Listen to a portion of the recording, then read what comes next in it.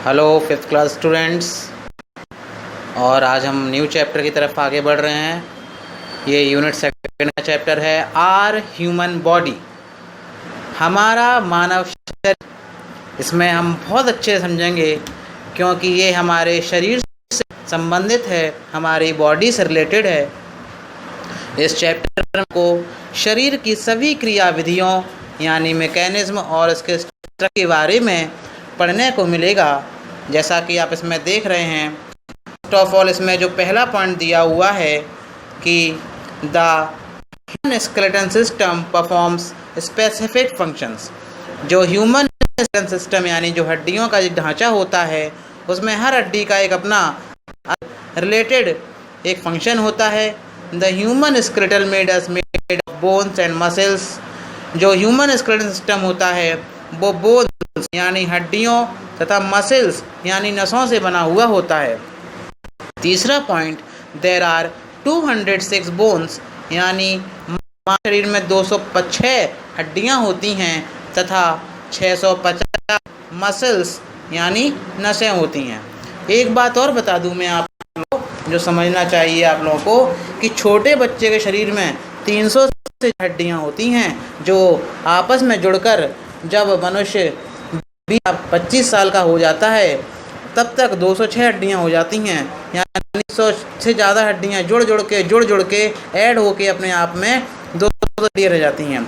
अगला जो पॉइंट है, the food eaten by skin down into simple form so it is digested, this is called digestion.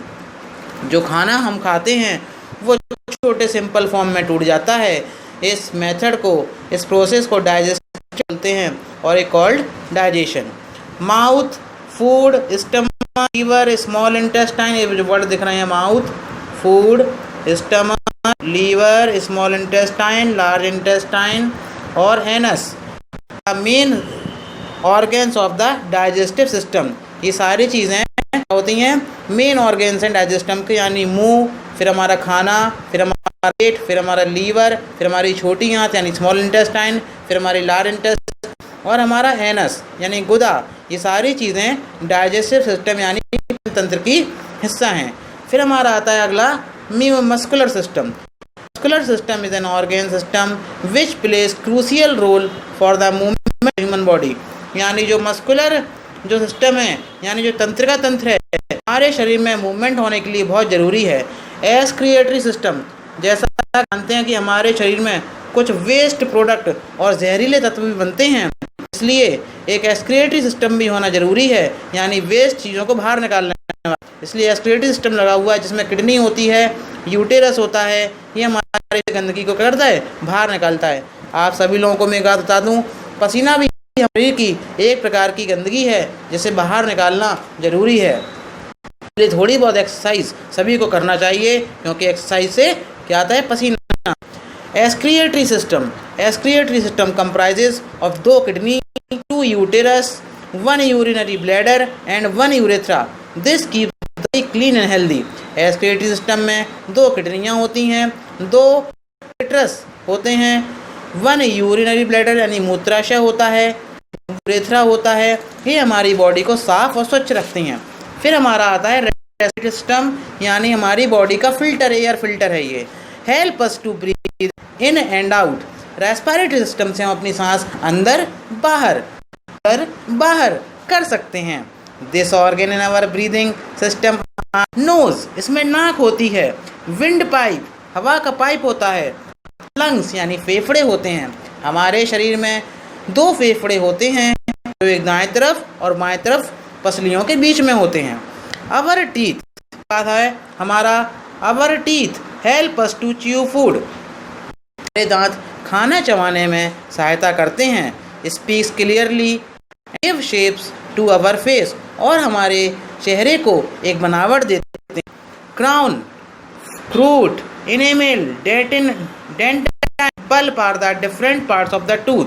दांत, हम सोचते हैं कि दांत सिर्फ सर का हिस्सा है, नहीं, दांत कई प्रकार के हिस्सों से बना होता है, जिसमें क्राउन है, रूट होता है, इनेमल होता है, डेंटाइन होता है और पल्प है। नेक्स्ट है, we should maintain healthy eating habits protect all the system of body. हमें ये प्रैक्टिस करना चाहिए कि हमेशा ताज़ा और अच्छा खाना खाएं।